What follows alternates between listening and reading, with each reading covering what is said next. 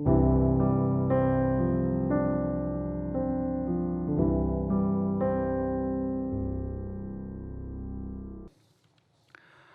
본문은 이렇게 시작합니다. 1절에 너희 제사장들아 이제 너희에게 이같이 명령하도다. 오늘 본문은 명확하게 듣는 자들이 기록되어 있습니다. 제사장들아, 너희 제사장들아 너희에게 이같이 명령한다. 만군의 여호와이신 하나님께서 제사장들에게 특별히 명령하십니다. 명령이 무엇입니까? 명령은 해도 되고 안 해도 되는 그런 일들은 아닙니다. 반드시 해야 하는 일, 또한 반드시 하지 말아야 하는, 꼭 지켜야 하는 일이 명령입니다. 오늘 하나님께서는 이 제사장들에게 꼭 해야 할 일과 하지 말아야 할 일에 대해서 말씀하여 주십니다. 근데 우리는 궁금증이 생깁니다. 왜 하나님께서 콕 집어서 제사장들에게 말씀하셨을까요?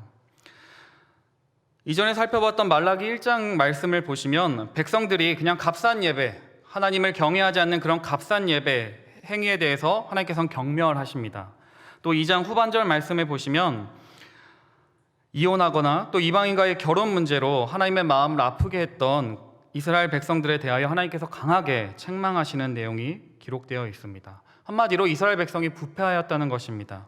그러한 이러한 부패는 부패한 가르침과 연관되어져 있습니다. 제사장들은 하나님의 말씀을 가르치는 자들입니다. 하나님의 말씀을, 하나님의 뜻을, 하나님의 마음을 백성들에게 전달해야 할 책임이 있는 자들이었습니다.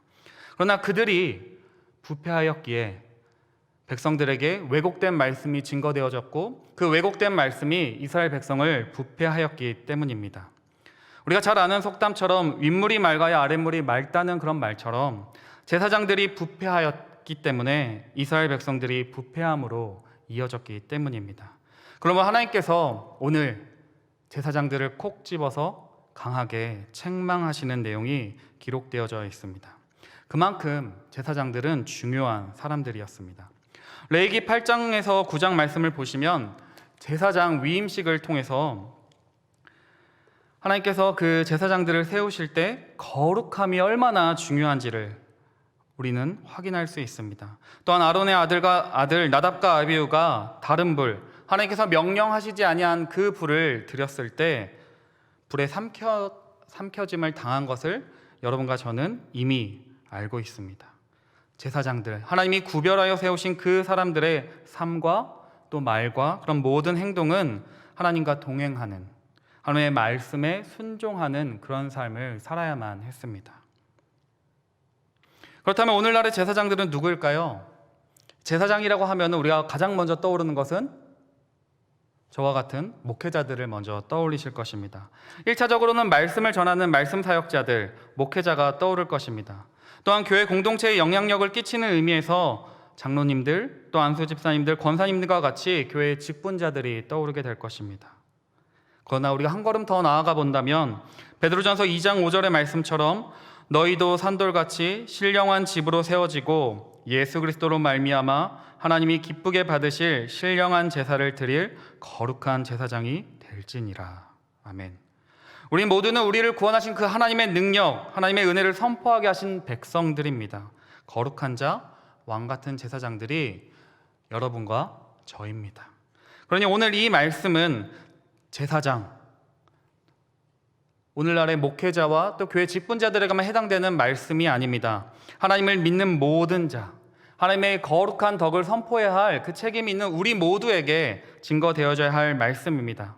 오늘 말씀을 통하여 하나님이 우리에게 명령하시는 꼭 해야 할 일과 하지 말아야 할 일들에 대해서 분명히 깨닫는 은혜가 있기를 거룩하신 주님의 이름으로 축원합니다. 제사장들은 해야 할 일을 먼저 하지 않았습니다. 2절 말씀, 만군의 여호와가 이르노라, 여기서 반복되는 것이 있는데요. 너희가 만일 듣지 아니하며 두지 아니하며, 또 2절 하반절 마지막 절 말씀을 보시면 너희가 그것을 마음에 두지 아니하였음이라. 가장 먼저 제사장들이 하지 않았던 것은 말씀을 듣지 않았습니다. 하나님의 말씀을 듣고 하나님의 말씀을 그 마음에 새기고 순종해야 할 책임이 있는 그 제사장들이 하나님의 말씀을 듣지 않는 것입니다. 근데 이상하지 않으십니까? 제사장들은 성전에서 그 일들을 감당했습니다. 하나님의 일들을 하려면 성전에 있어야 합니다. 성막에 있어야 했습니다. 그런데 하나님의 말씀을 듣는 그 자리 가운데 있었음에도 불구하고 하나님께서는 제사장들을 향하여 너희가 듣지 않았다, 나의 말을 듣지 않았다고 이야기합니다. 여기서 듣지 않는다는 말은 단순히 그냥 영어로 hear, 그냥 듣는 것이, 그냥 듣고 넘어가는 그런 말이 아닙니다. 그냥 어떠한 소리가 들렸다는 것이 아닙니다. 듣지 않았다, 하나님의 말씀을 귀 기울여 듣지 않았다는 것입니다. 그 말씀을 듣고 내가 순종하려고 듣지 않았다는 말입니다. 우리가 어떤 사람들과의 관계 가운데서 이 사람이 나의 말을 진심으로 듣는지 또 진심으로 듣지 않고 그냥 흘려 듣는지는 조금만 지내보면 압니다. 그리고 그것을 가장 잘 아는 것이 여자 성도님들이신 것 같아요. 아니, 남편과 아내의 관계 가운데서 아내들이 기가 막히게 압니다. 이 남편이 내 말을 정말로 진심으로 듣고 있는지 아니면 그냥 그래 이렇게 흘려 듣는지를 기가 막히게 압니다. 물론 저희 아내도 기가 막히게 압니다. 연기로 안 됩니다. 우리 하나님과 관계 가운데서도 분명합니다. 하나님께서 말씀하시는 그 말씀을 내가 한 귀로 듣고 한 귀로 흘려버리는지 아니면 집중해서 듣는지를 하나님께서는 분명히 알고 계십니다. 제사장들은 날마다 예배하는 자리, 하나님의 일을 하는 그 자리 가운데 있었습니다. 그럼에도 불구하고 그들은 하나님의 말씀을 듣지 않았다고 이야기합니다. 왜냐하면 마음에 두지 않았기 때문입니다. 듣는 신용은 했을지 모르지만 마음에 두지 않았기 때문입니다. 마음에 두지 않았다, 마음에 새기지 않았다는 말입니다. 하나님의 말씀에 순종하기 위하여 듣지 않았다는 말입니다. 하나님의 말씀에 순종할 마음이 없음을 강조하는 표현입니다. 너희가 만일 듣지 아니하며 마음에 두지 아니하며, 만일 듣지 않고 마음에 두지 않았기 때문에 하나님의 이름에 영광을 올려드리지 못한다는 것입니다. 우리가 하나님의 말씀을 진정으로 들을 때, 진심으로 하나님의 말씀을 들을 때 내가 변화하는 일이 일어나게 됩니다. 하나님의 말씀을 진심으로 듣게 된다면, 그 말씀이 우리 마음 가운데 정말로 부딪힌다면 우리 삶 가운데는 변화가 일어납니다. 마음이 꼿꼿해져 뻣뻣했던 자들이 마음이 부드러워지고, 마음이 연약했던 자들이 마음이 강하게 됩니다. 하나님의 말씀은 우리의 삶을 변화시킵니다. 그러나 하나님의 말씀을 듣지 않을 때 변화가 일어나지 않습니다. 제사장들의 모습이 딱 그랬다는 것입니다. 매일 새벽 기도에 나오고 수요 예배, 금요 기도에 나오지만 하나님의 말씀에 내 마음을 두지 않기 때문에 변화하지 않는다는 것입니다. 듣기는 들어도, 말씀이 귀에 들려도 마음에는 남지 않는다는 것입니다. 마음에는 뿌려지지 않는다는 것입니다. 또 이럴 수도 있겠죠. 나의 생각과 나의 욕심이 너무 강해서 하나님의 말씀이 내 삶에 비집고 들어올 틈이 없는 상태를 말하는 것입니다. 우리가 기대하는 것처럼 제사장은 하나님의 말씀을 늘 청종하고 하나님의 말씀에 순종하고 그 하나님의 말씀을 백성들에게 전달해야 하는 자들이었습니다. 하나님의 기쁨이 나의 기쁨이 되어야 하고 하나님의 슬픔이 자신의 슬픔이 되어야 하는 자들이었습니다. 그러나 제사장들은 하나님의 말씀을 마음에 두지 않았습니다. 종교적인 예식을 담당하는 자였지만, 매일매일 예배를 드리는 것처럼 보였지만, 누구보다 거룩한 자처럼 보였지만 그들은 실상 하나님으로부터 먼 자들이었습니다. 그냥 하나님의 뜻과는 무관하게 살아갔던 자들입니다. 그들의 모습은 그냥 종교적인 예식을 담당하는 기능인으로 전락해 버렸습니다. 요즘은 많이 바뀌었지만 교사 또 의사 하면은 같이 목사처럼 이 사자 돌림이잖아요.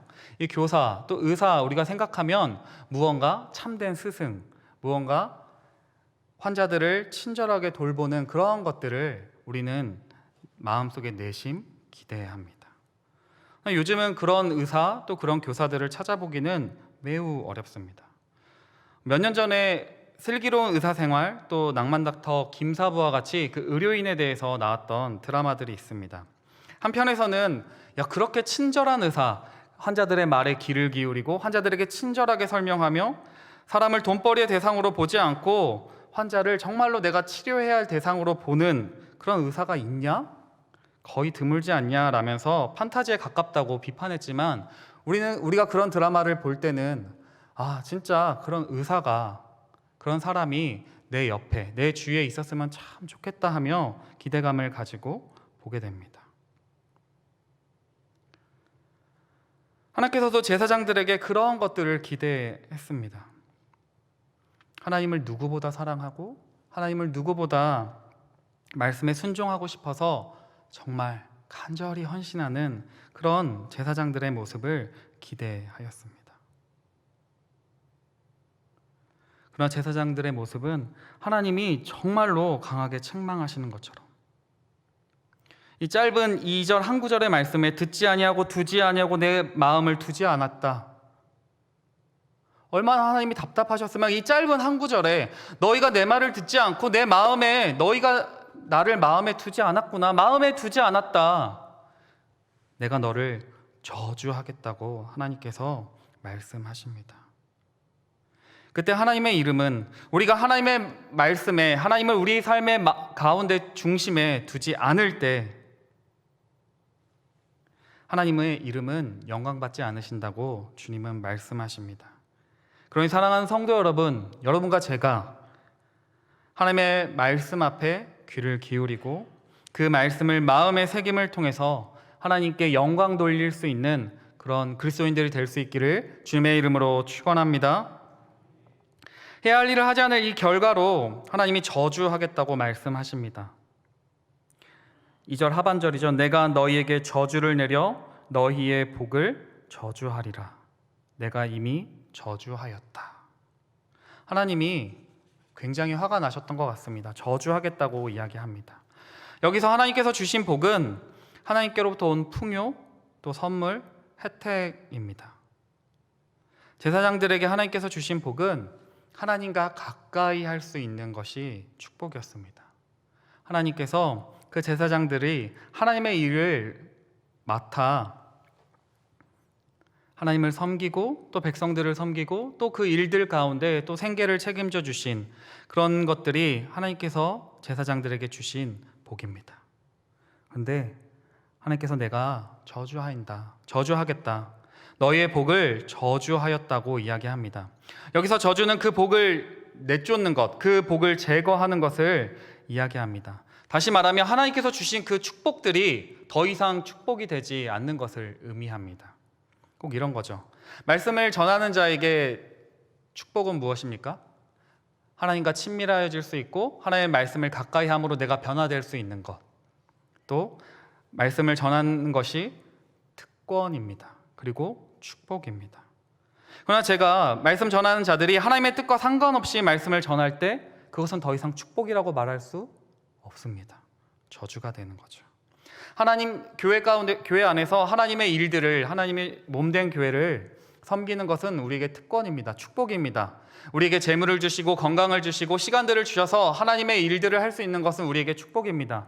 그러나 하나님과 상관없이 일을 할 때 그 축복은 더 이상 축복이 아닙니다. 저주가 됩니다. 목회자가 되었는데 하나님이 영이 없이 일을 한다면, 사역한다면 그것은 축복이 아니라 저주죠. 차라리 장로가 되지 않았더라면, 차라리 권사가 되지 않았더라면, 차라리 안수집사가 되지 않았더라면, 그런 말이 우리에게 주어진다면 얼마나 슬픈 일이겠습니까? 하나님께서 우리에게 축복하여 주셔서 수많은 물질들을 허락하여 주셨는데 그 물질 때문에 하나님을 멀리 한다면, 하나님이 우리에게 주신 그 능력 때문에 하나님을 더 이상 의지하지 않는다면 그것은 축복이 아니라 저주가 될 뿐입니다. 그러니 하나님과의 관계가 없을 때, 하나님을 떠날 때, 하나님을 향한 마음이 없을 때 우리는 하나님께서 우리에게 주신 그 특권, 그 축복이 더 이상 축복이 아니라 저주가 됩니다. 그래서 주님께서 이렇게 말씀하시는 것입니다. 내가 이미 저주하였나니 이는 너희가 그것을 마음에 두지 아니하였음이라. 마음이 없을 때 하나님께서 우리에게 주신 그 특권, 그 놀라운 모든 축복들이 저주가 됨을 우리는 꼭 기억해야 할 것입니다. 이것은 하나님을 가장 높여야 할, 하나님을 존경해야 할 제사장들이 하나님을 무시했기 때문입니다. 그러니 우리도 일주일에 한 번, 1시간, 저는 예배했습니다, 교회 갔다 왔습니다, 해야 할 의무를 다했다고 생각하지 않기를 바랍니다. 이것은 마치 내가 일주일에 그냥 한 번 주일 예배 1시간 남짓 그거 드린 것으로 하나님과 나는 관계가 있다, 하나님을 사랑한다, 하나님께 할 일을 해야 할 것을 다 했다라고 여기신다면 이것은 마치 사랑하는 연인이 우리 이번 주에 1시간 만나지 않았냐고, 그러니 한 번도 연락하지 않는 모습과 다를 바 무엇이겠습니까? 그런 관계는 애정도 없고 그냥 의무 때문에만 만난다면, 그냥 마음에 없는데 그냥 형식적으로 연락만 주고받는다면 그것은 아니지 않겠습니까?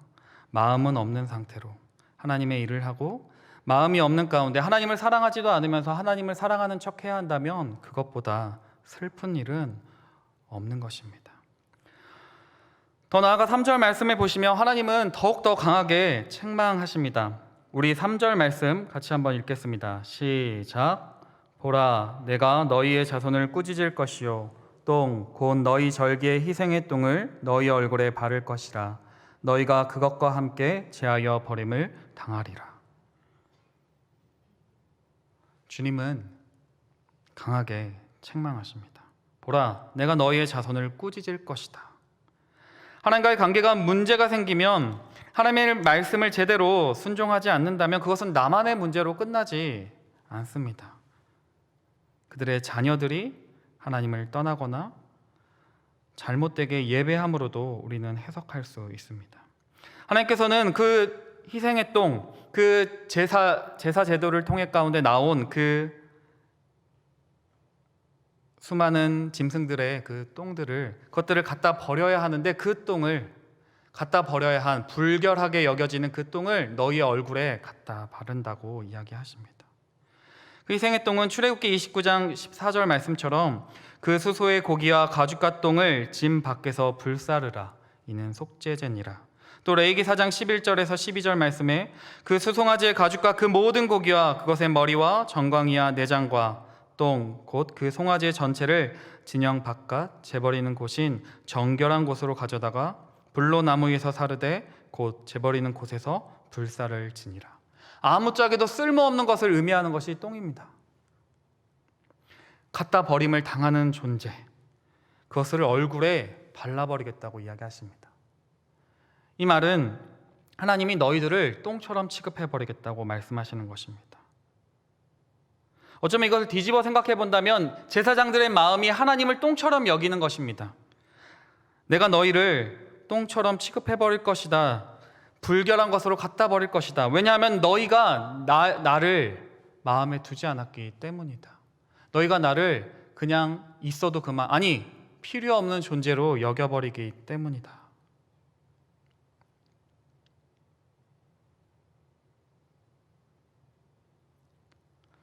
하나님께서는 제사장들을 향하여 정말로 강하게 책망하십니다.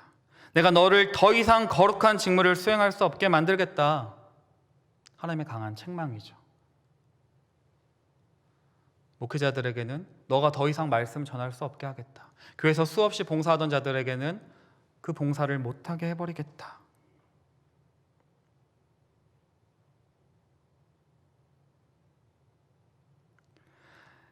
그러나 이 하나님의 강한 책망을 잔잔히 살펴보면 그것은 하나님이 그들을 향한 저주가 아니라 오히려 그들을 위한 길입니다.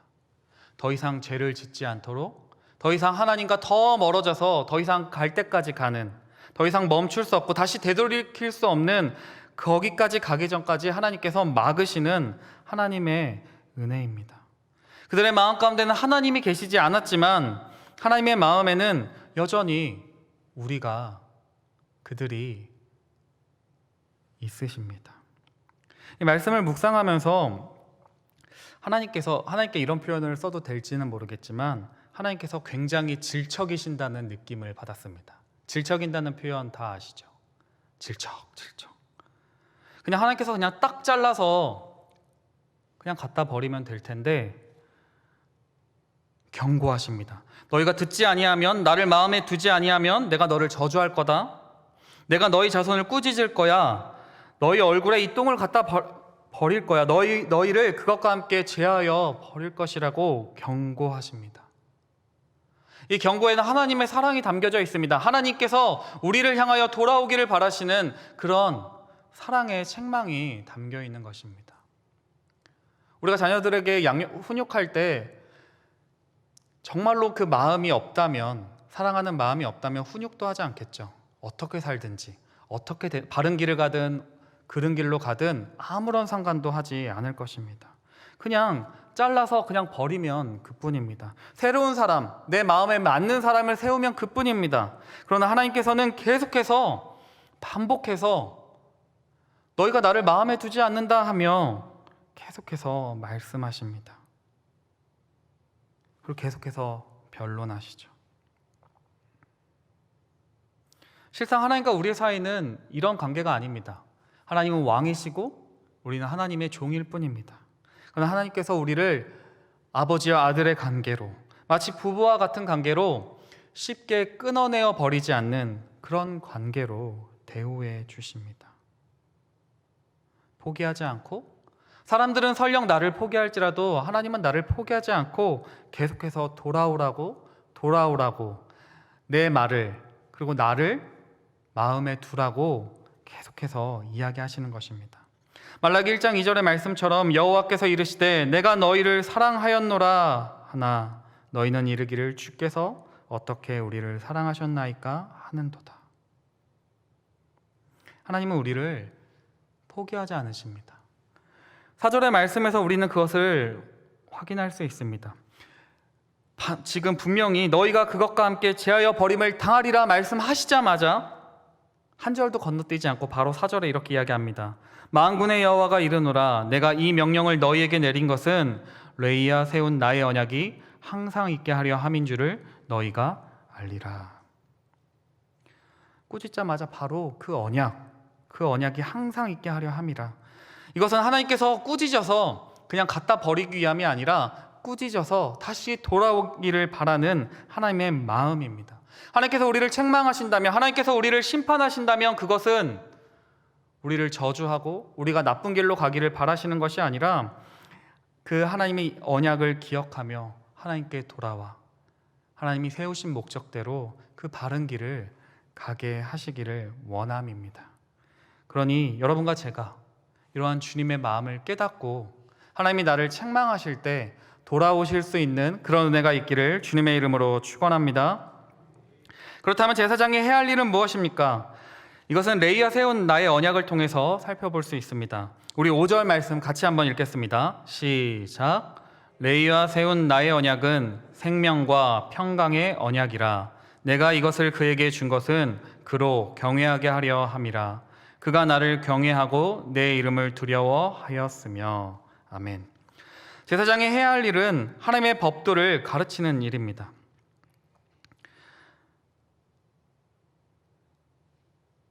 하나님께서 제사장들에게 이 하나님의 말씀을 맡기신 이유는 생명과 평강을 주기 위함입니다. 하나님께서 세우신 그 언약, 하나님의 그 약속은 하나님을 믿는 백성들에게 생명을 허락하여 주시는 것입니다. 하나님을 믿는 자녀들에게 평강을 주기 위함입니다. 죄의 문제를 해결하고 하나님이 공급하여 주시는 힘으로 살아가도록 겸면하고 책망하기 위함입니다. 그것이 하나님께서 제사장들을 통하여 하기 원하셨던 일들입니다. 또한 그것이 예수님께서 이 땅 가운데 오셨던 이유였습니다. 요한복음 10장 10절 말씀에 도둑이 오는 것은 도둑질하고 죽이고 멸망시키려는 것뿐이요 내가 온 것은 양으로 생명을 얻게 하고 더 풍성히 얻게 하려는 것이라. 또한 요한복음 20장 19절 말씀에 이날 곧 안식 후 첫날 저녁 때에 제자들이 유대인들을 두려워하여 모인 곳의 문들을 닫았더니 예수께서 오사 가운데 서서 이르시되 너희에게 평강이 있을지어다. 아멘. 하나님께서 이 땅 가운데 오신 이유는 그 백성들에게 풍성한 생명을 얻게 하기를 원하셨던 것입니다. 또한 평강을 주셨습니다.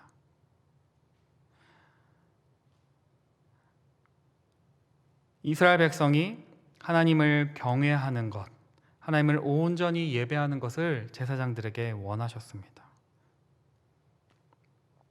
그 일들을 위해 6절 말씀 보시면 그의 입에는 진리의 법이 있었고 그의 입술에는 불의함이 없었으며 그가 화평함과 정직함으로 나와 동행하며 많은 사람을 돌이켜 죄악에서 떠나게 하였느니라. 다시 한마디로 하나님을 온전히 예배하고 하나님의 뜻을 분별하고 그 하나님의 뜻을 이스라엘 백성들에게 정확하게 가르쳐서 잘못된 길로 갈 때는 꾸짖어 바로잡고 하나님을 온 마음 다해 예배하게 하는 일, 하나님을 경외하게 하는 일이 제사장들이 해야 할 일이었습니다. 하나님께서는 그때나 지금이나 우리가 간절히 진정으로 하나님을 예배하는 것을 원하십니다. 당시 선지자였던 호세아 6장 6절 말씀에 보시면 나는 인애를 원하고 제사를 원하지 아니하며 번제보다 하나님을 아는 것을 원하노라. 제사 형식이 아니라 그냥 예배의 행위가 아니라 마음을 원한다고. 너희가 나를 정말로 온전히 나의 생각과 나의 뜻, 나의 마음을 알기를 원한다고 주님은 간절히 말씀하셨습니다. 그러므로 제사장들은 하나님의 뜻을 정확하게 알아야만 했습니다. 하나님의 뜻을 분명히 깨닫고 그들이 가장 먼저 그 하나님의 뜻에 순종하는 자들이 되어야만 했습니다. 그래서 수많은 백성들이 그의 입에서 제사장들의 입을 통하여 하나님의 말씀을 듣기를 간절히 원하고 주의 말씀은 내 발의 등이요 내 길의 빛이니이다 이렇게 고백하며 하나님의 말씀을 귀 기울여 듣는 것. 이스라엘 백성들이 하나님을 경외하도록 만드는 것. 그것이 하나님이 제사장들에게 가장 먼저 원하셨던 일입니다. 그러나 제사장들에게 그 하나님을 경외하는 일, 하나님의 말씀을 청종하는 그 일, 하나님의 뜻을 분명히 깨닫는 그 모습들이 사라져 버렸습니다. 제사장들의 마음 가운데 하나님을 경외하지 않습니다. 하나님을 더 이상 두려워하지 않았습니다. 하나님을 너무나 가볍게 여깁니다. 하나님의 말씀을 지켜야 할 제사장들이 오히려 8절 말씀처럼 너희는 옳은 길에서 떠나 많은 사람을 율법에 거스르게 하는도다. 마치 소경이 소경을 인도하는 것처럼 제사장들의 모습이 그러하였습니다. 이것은 오늘날에도 동일합니다. 하나님의 말씀을 맡은 자들이 헛된 욕심에 사로잡힐 때 많은 성도들을 미혹된 길로 인도하게 됩니다. 또 그리스도인들이, 교회의 리더들이 잘못을 하게 될 때 너무나 많은 사람들이 실족하고 넘어지게 됩니다. 그런 제사장의 모습은 하나님과 맺은 그 언약을 깨트려 버리는, 하나님의 말씀의 길을 지키지 않고 수많은 사람들을 그릇된 길로 행하게 하는, 더 이상 하나님과 상관이 없는 그런 자들의 모습으로 전락하게 된다는 것입니다. 그들의 모습은 마태복음 5장 13절의 말씀처럼 맛 잃어버린 소금. 너희는 세상의 소금이니 소금이 만일 그 맛을 잃으면 무엇으로 짜게 하리요? 후에는 아무 쓸데없어 다만 밖에 버려져 사람에게 밟힐 뿐이니라. 그것이 혹시 우리의 모습은 아니십니까? 오늘 이 말씀은 1차적으로는 목회자들에게, 말씀 전하는 사역자들에게 적용할 수 있을 것입니다. 어쩌면 이 말씀은 자기 얼굴에 침을 뱉는 것과 같습니다. 하나님의 말씀이 내 마음에 없다면, 하나님을 경외하는 마음이 없다면 목회자만큼 비참한 자도 없다는 것을 시간이 흐르면 흐를수록 느끼게 됩니다. 하나님을 사랑하는 마음이 없으면 이 목회하는 일이, 말씀을 전하는 일이 무슨 의미가 있겠습니까? 정말로 하나님 사랑하고 하나님 두려워하는 마음이 희미해져 버린다면 나도 변질되고 그냥 종교인으로 전락해 버릴 수 있겠다는 두려움이 제 안에 있습니다. 그러므로 사람들에게 바른 길을 제시하고 하나님의 말씀을 있는 그대로 전하는 것, 그것은 말씀 사역자들의 책임입니다. 그러나 오늘 이 말씀을 목회자들에게만 돌릴 수도 없습니다. 왜냐하면 우리의 마음 가운데도 하나님의 말씀을 듣기를 거부하고 내가 듣고 싶은 말씀만 골라 듣는다면, 나의 탐욕 때문에 내 마음에 불편하게 하는 건, 나를 힘들게 하는 그 말씀은 건너뛰고 내가 듣고 싶어하는 그 말만 골라 듣는다면, 내 입맛에 하나님을 길들여 버리려는 그런 마음이 우리에게 있다면 이 모든 것은 우리의 책임입니다. 여러분과 저는 슬픈 시대를 살아갑니다. 제사장들이 하나님의 말씀을 마음에 두며 살아가야 하지만 마음에 두고 살아가지 않는 것. 하나님이 마음에 없으면서도 하나님을 믿는 척, 예수를 따르는 척 그리스도인이라고 불릴 수도 있기 때문입니다. 하나님을 믿지 않으면서도 하나님과 상관없이 종교 생활을 할 수도 있는 시대를 우리는 살아갑니다. 하나님을 믿지 않는 자, 하나님의 뜻과 상관없는 자가 목회자가 되기도 하고 장로가 되기도 하고 하나님을 이용해서 자신의 배를 불리울 수도 있는 그런 시대를 살아갑니다. 그러나 사람들은 속일 수 있어도, 아니 심지어 나 자신마저 속일 수는 있어도 만군의 여호와는 속일 수 없습니다. 왜냐하면 하나님은 우리의 중심을 꿰뚫어 보시기 때문입니다. 어쩌면 하나님 믿는 것은 굉장히 쉽고도 또 반대로 굉장히 어려운 일입니다. 많은 부모들이 자녀들에게 돈을 줄 수도 있고 또 뭐 시간도 내어줄 수도 있고, 아니 또 많은 성도들이 교회에서 헌금도 할 수 있고 많은 시간 또 많은 봉사, 많은 노력으로 능력으로 섬길 수 있습니다. 그러나 하나님께서 원하시는 것은 우리의 마음 전부입니다. 전심의 마음을 원하십니다. 그러니 가장 쉽고도 가장 어려운 일입니다.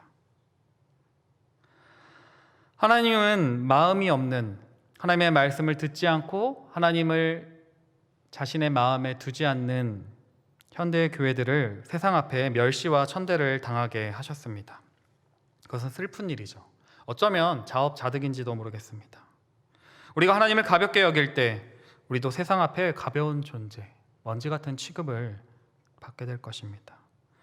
그러나 하나님께서 이스라엘 백성을 책망하실 때, 제사장들을 책망하실 때가 가장 좋은 때임을 우리는 알고 있습니다. 왜냐하면 아직 돌이킬 기회가 여러분과 저에게 있기 때문입니다. 말라기 선지자 이후로 긴 시간 동안 하나님의 말씀이 사라진 침묵기를 벌어지게 됩니다. 또 혹자는 그것을 암흑기라고도 표현을 합니다. 하나님이 더 이상 말씀하시지 않는 때, 더 이상 책망하지 않을 때, 그것은 모든 기대와 소망이 사라져 버렸음을 의미하기도 합니다. 누군가의 관계 가운데서 더 이상 책망하거나 화를 내거나 표현하지 않는 것은 그 사람에 대한 미련도, 애정도 다 없어져 버렸을 때 그런 모습이 나타납니다. 하나님이 우리를 향하여 더 이상 책망하시지도 않고 말씀으로 깨우쳐 주시지 않는다면 우리는 정신을 차리고 돌이켜야 할 것입니다. 우리의 마음을 정직하게 돌아보고, 하나님, 내 마음에 하나님이 중심이 되게 도와주세요. 내 마음에 하나님의 말씀을 꼭 붙들고 살아갈 수 있도록 도와달라고 여러분과 제가 이 밤에 간구해야 할 것입니다. 여러분과 제가 주님의 말씀을, 무엇보다 주님을 사랑하는 마음이 가득하여져서 하나님과 더욱더 가까워지고 하나님을 더욱더 사랑하고 그 하나님을 사랑하는 마음으로 신앙생활 하실 수 있기를 거룩하신 주님의 이름으로 축원합니다. 기도하겠습니다. 하나님, 우리의 마음에 당신이 없이, 사랑하는 마음 없이 예배당에 오고 말씀을 읽고 또 유창하게 기도하는 종교생활을 하고 있는 것은 아닌지 두렵습니다. 우리를 주님의 자녀로 불러주시고 우리에게 하나님이 원하시는 사명이 있는데 하나님의 이름에 먹칠하고 있는지, 그런 자는 아닌지 돌아보게 됩니다. 주님, 우리를 긍휼히 여겨 주시옵소서. 우리를 포기하지 마시고 우리에게 다시 한번 기회를 허락하여 주시옵소서. 주님으로부터 떠나 있었다면, 또 그런 성도님들 계시다면 마음을 돌이키게 하여 주시고, 또한 주님을 향한 사랑과 기쁨과 감사의 마음이 회복되어지도록 성령님께서 은혜 내려 주시옵소서. 모든 것 주께 감사드리며 우리의 구원자 되시는 예수 그리스도의 이름으로 기도합니다. 아멘.